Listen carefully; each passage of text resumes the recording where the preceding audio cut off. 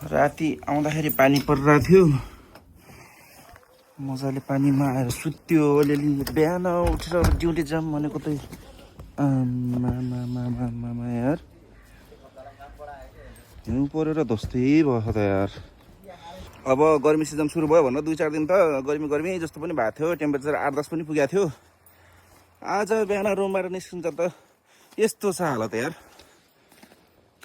आमा यो हाम्रो कम्पनी हो, कम्पनीको छेउमा ट्रेन हिँड्ने बाटो छ। यस्तो बाटोमा ट्रेन कसरी हिँड्छ होला भने पुरा हिउँ सोर्दै जाँदा त पुरै जम्मा भइसक्छ होला यार। डल्लो भएर हाम्रो कम्पनी आइसक्यो। म यहाँ this is our manager guys, you can see her. You are live on TikTok? Show me. No I am making all video.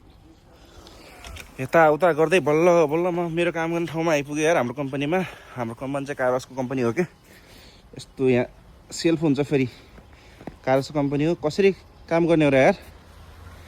है हाम्रो केटाहरू यहाँ हिँडिरहेछ। ओ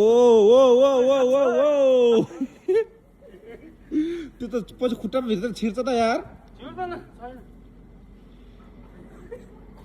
अनि मैले चाहिँ गाडी मेरो गाडी यहाँभित्र चार्जमा हालेको थिएँ कि अझै बाहिर निस्किन्छ कि निस्किँदैन भन्ने कुरो हो यार।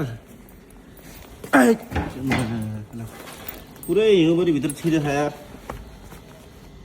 फेरि पग्लिएपछि झ्याउ पुरा पानी हुन्छ।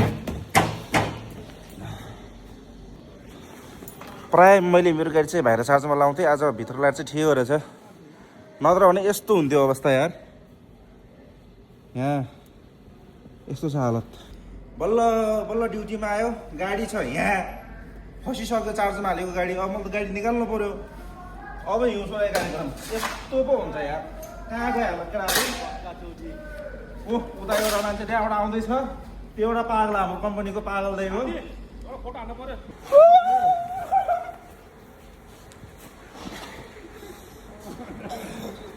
लोडा न पल्टा न भाइ।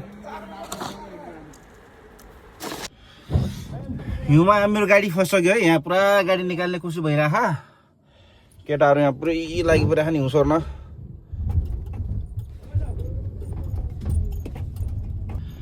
बल्ल गाडी निकाल्यो यार। जाँदैछु आज एकजना साथी इन्डिया जानुपर्ने छ, त्यसलाई एयरपोर्टसम्म जानुपर्ने हो। अब कफी खानु हिउँ एयरपोर्ट जानु लागेको साथीलाई छोड्न। मेन हाइवे चाहिँ उता बन्द रहेछ। अनि जङ्गलको बाटो जानु लाग्यो हामी चाहिँ।